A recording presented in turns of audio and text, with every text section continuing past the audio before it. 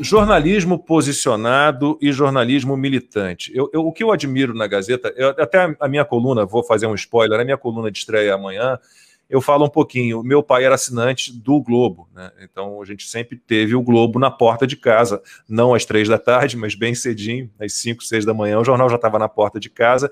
E nos fins de semana, meu pai comprava o Jornal do Brasil. E era assim, à época o Globo era considerado um jornal de direita, eu sei que você e Fiuza não curtem essas divisões, mas o Globo era um jornal mais alinhado com o regime militar, era um jornal mais conservador, e o Jornal do Brasil é o que a gente vê hoje, que eu chamaria hoje de progressista, né? Então, eu tinha, desde muito menino, eu sempre gostei de ler jornal. Eu sempre fui muito ligado à literatura brasileira, mas sempre gostei muito de jornal.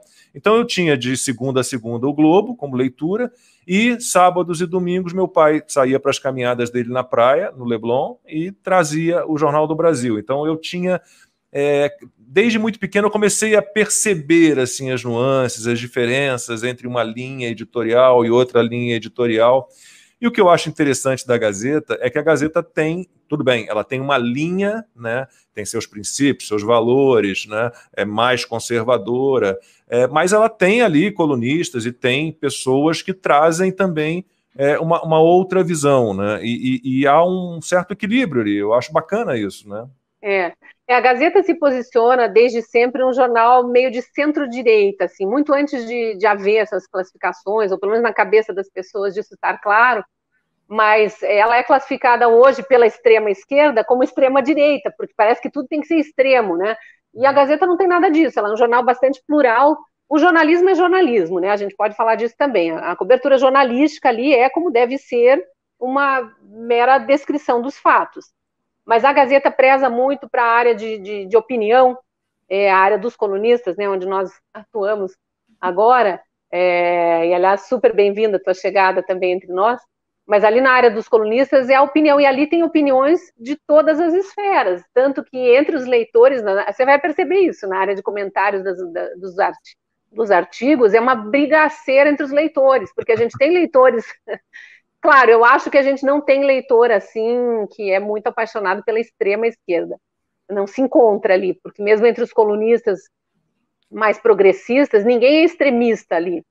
Mas os nossos colunistas que escrevem com um olhar dito progressista, eles são massacrados pelos nossos leitores que são mais de direita.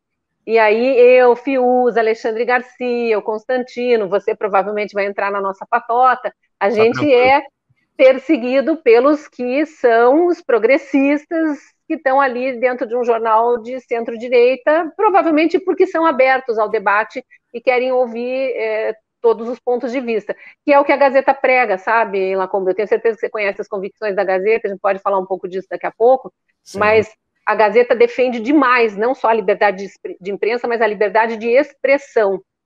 Defende isso a fundo e defende que é muito mais honesto você expor para o leitor uma gama variada de opiniões do que expor só um lado, só uma maneira de ver as coisas e não permitir a ele formar sua própria opinião. Se ele está assinando o jornal, ele quer receber uma quantidade de informação e de conhecimento suficiente para que ele, ajustando ali nos valores dele, nas convicções dele, forme sua própria opinião. Se ele assina, quer dizer, se o jornal entra, para usar a linguagem de hoje, se o jornal entra numas de chamar leitor para venha para essa bolha, e vou te trancar aqui dentro de uma bolha, até que ponto ele está ajudando a formar leitores, né? Então, a nossa área de colunistas, ela é uma área bem diversificada, assim, eu como leitora gosto demais dessa diversidade. Mas assim, o jornalista posicionado, ele é totalmente diferente do militante, porque o militante ele é partidário, ele tem um político de estimação, ele é passional. Eu posso citar aqui de cabeça, eu tenho várias discordâncias em relação a algumas atitudes, né, do governo federal. Mas a ideia principal desse governo eu apoio totalmente, né, que é a política liberal do Paulo Guedes, as pautas conservadoras, eu concordo. E aí, Lacombe, vamos lá voltar um pouquinho no tempo, vamos tirar o Bolsonaro da história para não ficar muito quente, muito do momento, vamos pegar governo Lula, governo de Dilma. Quando as coisas começaram a degringolar, o negócio começou a ficar escancarado, mensalão, petrolão, aquilo dava raiva nas pessoas. Mas alguma vez você considerou escrever um texto quero que o presidente morra, ou chutar uma bola com a cabeça do presidente, isso não existia. E eu cheguei a ver pessoas com ódio mesmo do Lula, da Dilma. A gente teve raiva em muitos momentos, a gente quis o impeachment quando viu que estava errado, né? Mas eu não lembro de ter visto em veículo nenhum e nem em nenhum canto da sociedade ninguém pregando a morte. A gente queria que eles pagassem pelos crimes cometidos, ainda queremos, né? Queremos muito, a gente está torcendo para que logo votem essa segunda instância e as pessoas voltem, não só os corruptos, como os criminosos todos que foram colocados na rua. Mas, enfim, não havia esse ódio, e é bem essa história que agora, para debochar o lado oposto, né, os conservadores começaram a chamar de ódio do bem, porque exatamente... E aí tem todas as questões de costumes, né? Defendem a mulher quando é a mulher da patota. Se for o que aconteceu com a Ana Paula Henkel, por exemplo, lá em relação ao George Floyd, se for uma mulher conservadora, ela pouco importa, massacrem, aí chamam de todos aqueles adjetivos, que normalmente são os machistas, fascistas, nazistas que usam, e é a esquerda progressista radical que usa para atacar uma mulher conservadora porque acha que ela está fazendo apologia a isso ou aquilo, ou discriminando esse ou aquele. Então, realmente, assim, a efervescência está demais. Eu acho que a gente precisava um pouquinho dar uma refrescada nesses ânimos. Eu tenho uma análise que me deixa... Eu acho tudo muito claro por que as coisas são assim, por que os progressistas eles tendem a investir no ódio do bem, na intolerância, a querer calar os outros, a não concordar que quem tem ideia contrária tem a voz de alguma maneira. E posso até puxar aí o Black Lives Matter como exemplo, já que você citou, né? É um movimento que se diz antirracista, o que todos nós, no fundo, somos, né? Mas que só considera algumas mortes negras, né? Então, quando são negros mortos por outros negros, aliás, os negros vítimas da violência nos Estados Unidos, que são assassinados, eles são mais de 52% são mortos por outros negros. Então, quando que foram os dados que a Ana Paula divulgou, né? Só relembrando, a Ana Paula Henkel, que eu citei aqui, ela pegou os dados oficiais do Departamento de Justiça americano, que por acaso foram divulgados naquela efervescência ali do caso do George Floyd, divulgou aquilo, aí pinçaram um pedacinho, jogaram lá, como sempre fazem, olha essa racista aqui, conservadora, bolsonarista, machista, e todos os istas possíveis. É bem isso, né? Eu vi um meme muito interessante, recente agora, não foi da época do início dos protestos, não, que era até um ator, fizeram com um ator americano, mas não sei se foi ele que disse, né? Mas era um cartaz assim escrito Lives Matter. E aí do lado dizia: se você precisa colocar alguma palavra no meio dessas duas, você é racista. As vidas importam. Porque, vamos lá, continuar aqui então. Os negros mortos por outros negros não importam. Os policiais negros agredidos e mortos pelos manifestantes do Black Lives Matter não importam. O que você citou aí, extrema esquerda, para os progressistas não há extrema esquerda, só há extrema direita. E é muito engraçado porque os conservadores não têm nada de transgressores e revolucionários. Né? Absolutamente nada. E os conservadores não querem conservar tudo do jeito que está, não. As pessoas também têm essa ideia louca, né? A gente quer conservar o que é bom, né? E o que não é bom, a gente não precisa de uma revolução para melhorar. A gente vai existe essa confusão de querer taxar o conservador de um antiquado. Uma pessoa presa a coisas que só serviram ao passado e não servem mais. Só que eles partem para uma ideia de destruição de valores, né? De destruição da família, de destruição das religiões, e para ataques muito virulentos mesmo, muito, muito agressivos, que eu realmente também não vejo em quem se diz conservador uma atuação dessa forma em relação a quem se diz progressista. Então, nesses termos, a Gazeta sim, de linha conservadora, as convicções da Gazeta é um liberal conservador, né? Mas a Gazeta defende menos Estado, mais cidadão, defende o empreendedorismo, né? Tirar esse peso do Estado sobre as pessoas para que as pessoas possam agir na sociedade e criar as oportunidades. para que o potencial humano seja explorado, né? A Gazeta defende a dignidade da pessoa humana, defende a vida desde a concepção, a dignidade da mulher.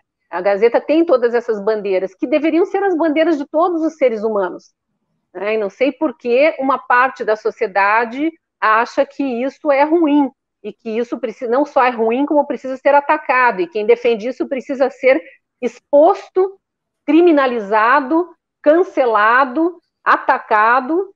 É uma coisa assim bem estridente, né, da parte de quem se diz não conservador, o ataque ao conservadorismo.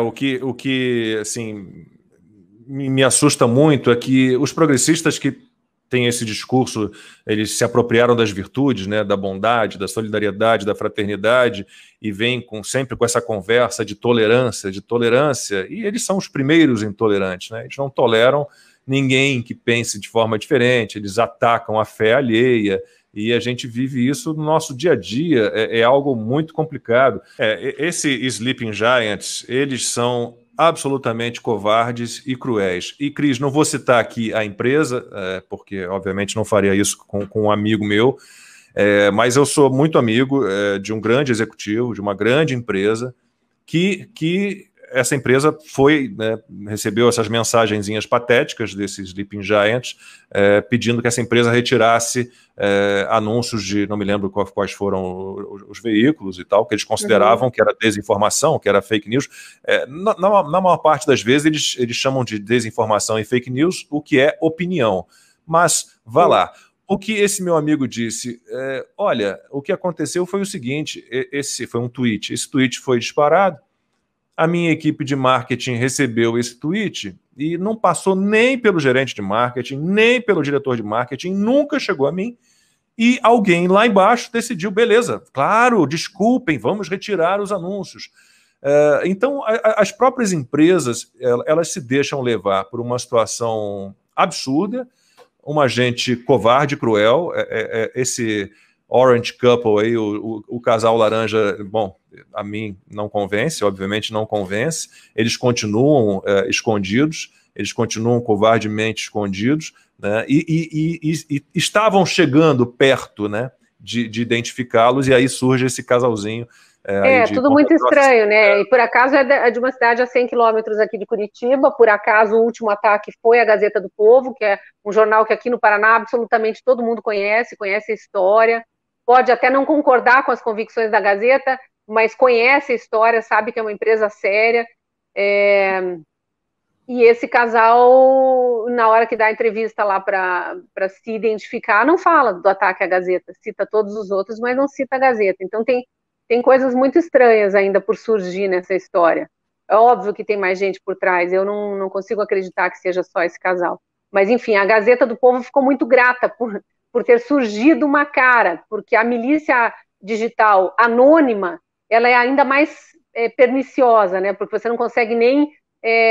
claro, a gente tem a opção de recorrer à justiça, e a justiça toma a decisão de impor ao dono lá no caso do Twitter, né, que eles usam muito fortemente, que identifique o dono do perfil, mas é um processo lento, e a gente sabendo quem fica mais fácil de buscar a responsabilização. Cris, eu acho que a partir de agora a gente vai estar mais em contato, qualquer hora a gente volta, né? Volta e meia eu vou estar aqui com Cristina Grêmio, com a galera toda, com os colunistas, com os editores da Gazeta do Povo. A partir de amanhã eu convido todo mundo para dar uma olhada na minha coluna de estreia, que é um texto que fala disso tudo, que a Gazeta está passando, porque a Gazeta está passando, porque todos nós, né, jornalistas, estamos passando por conta desses progressistas que querem nos calar e nos cancelar e nos prejudicar o tempo inteiro. Então, amanhã, minha coluna de estreia, estou muito feliz, tenho que dizer de novo, estou muito feliz e muito honrado de fazer parte aí do time de colunistas da Gazeta do Povo. É realmente um jornal muito importante, como disse, o jornal que eu leio, linha por linha. Cristina Grêmio, foi um prazer reencontrar você, nós que trabalhamos lá na década de 90 na Globo juntos, estamos juntos de novo, fico muito feliz. Um beijo enorme para você, tudo de bom. Obrigada, prazer foi meu, estou às ordens aí se precisar alguma informação sobre a Gazeta. E só para finalizar, convido também quem está nos assistindo a procurar um vídeo da campanha da Gazeta por que Muito não legal, podemos nos calar? Está no YouTube da Gazeta, está nas várias redes sociais da Gazeta, quem seguir a Gazeta vai encontrar esse vídeo, porque ali são os donos do jornal. Quando que a gente já viu donos de jornal vindo para o leitor se apresentar e apresentar as suas convicções, explicar por que defendem a vida desde a concepção, por que defendem a livre iniciativa, por que defendem um Estado menor. Então é interessante assim, conhecer o jornal para depois, claro, assinar e seguir conosco. Cris, beijo, muitíssimo obrigado. Pessoal, eu que agradeço. obrigado, Boa noite. tudo de bom para todos. Tchau, tchau. Tchau, tchau.